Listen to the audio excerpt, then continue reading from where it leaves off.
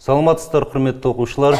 Бүгінгі күннің сабақтың тақырыбы тригонометриялық көбейтінділерді қосынды немесе айырымға түрлендіру.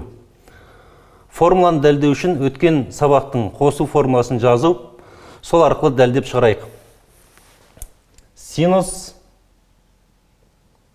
альфа плюс бета. Қосу формуласы. Бұны сіздер білесіздер. Жазайық. Синус альфа көбейту косинус бета. Қосылған косинус альфа синус бета. Енді астына айырымның формуласын жазайық. Синус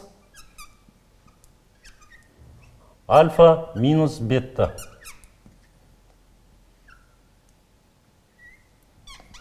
Синус альфа көбейту косинус бета. Азайтылған косинус альфа синус бета. Осы екі теңдікті жүйеге алып,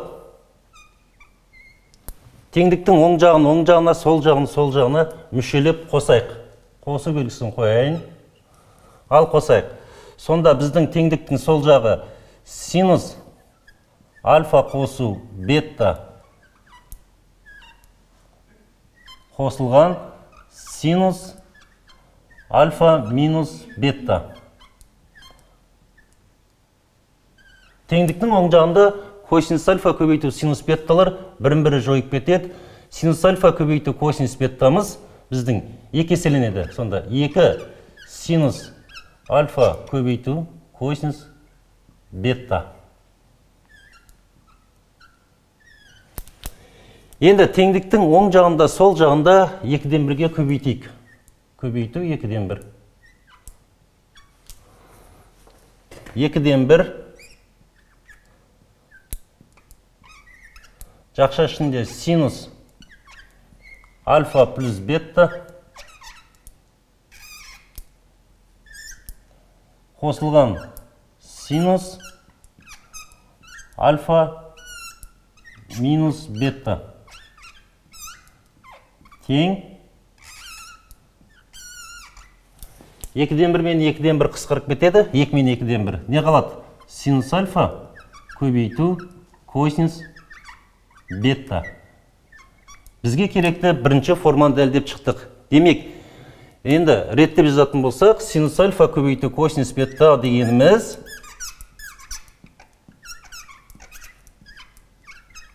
тең 2-ден 1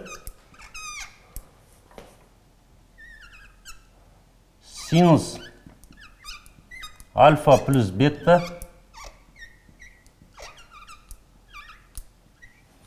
қосылған синус альфа минус бета.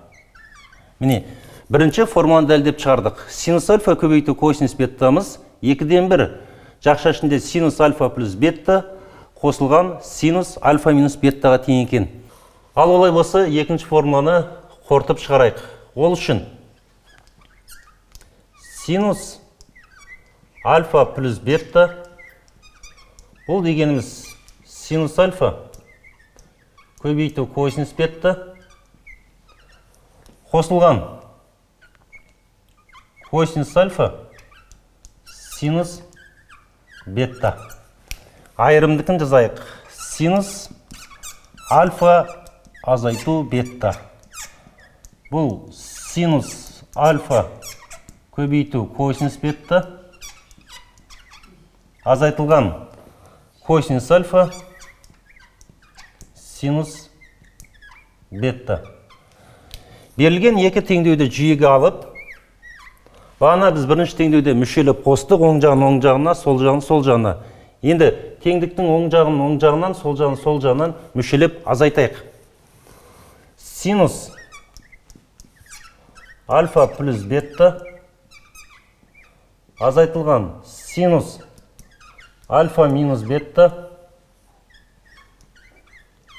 тең. Теңдіктің оң жағында синус альфа көбейту косинус бетталар бірін-бірі жояды, ал косинус альфа синус беттамыз 2 еселеніп түседі. 2 косинус альфа синус бетта. Енді теңдіктің оң жағында сол жағында 2-ден 1-ге көбейтейік. 2-ден 1-ге көбейтіп, мен 1-ден реттеп жазам. Так, сонда косинус альфа көбейту синус бетта тең 2-ден 1 жақшаның ішінде синус альфа плюс бетта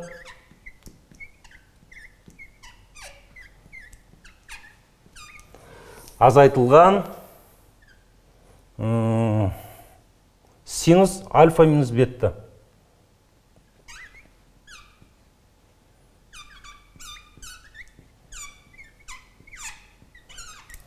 Бұл бізде көбейтіндіні қосындыға түрлендірудің екінші формуласы. Ал енді үшінші форманы дәлдеп көрейік. Ол үшін біз косинусқа байланысты қосу формуланы жазайық. Косинус альфа минус бетта. Косинус альфа көбейтілген косинус бетта қосылған синус альфа синус бетта. Косинус альфа плюс бетта. Косинус альфа косинус бетта азайтылған синус альфа синус бетта. Жүйеге алайық. Теңдіктің оң жағына, сол жағына мүшелеп қосайық. Сонда теңдіктің сол жағы косинус альфа минус бетта қосылған косинус альфа плюс бетта. Теңдіктің оң жағында синус альфа көбейту синус бетталар бірін-бірі жояды. Косинус альфа көбейту косинус беттамыз 2 еселеніп түседі. 2 косинус альфа көбейту косинус бетта. Енді теңдіктің оң жағында сол жағында 2-ден 1-ге көбейтейік. Мен 2-ден 1-ге көбейтіп, 1-ден реттеп жазуға тырысам. Косинус альфа көбейту косинус бетта тең 2-ден 1 косинус альфа минус бетта қосылған косинус альфа плюс бетта.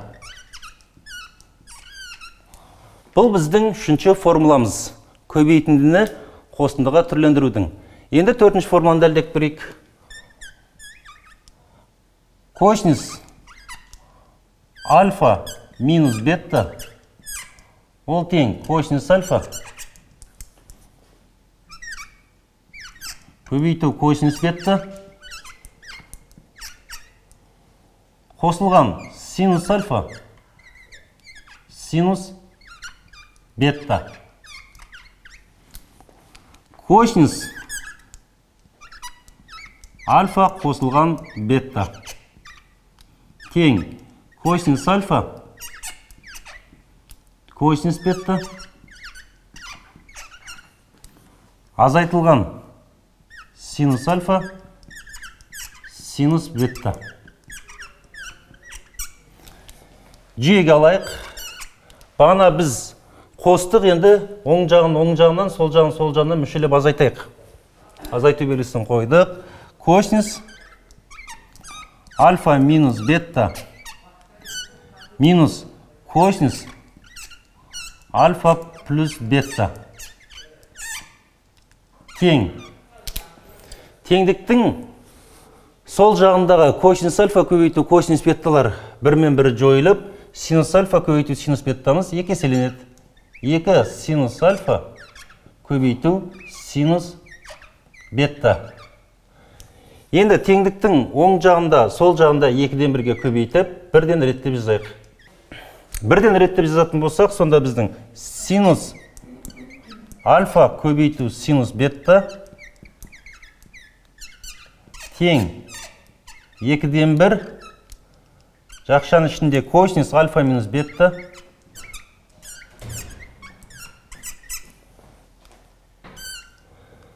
минус косинус альфа плюс бетта.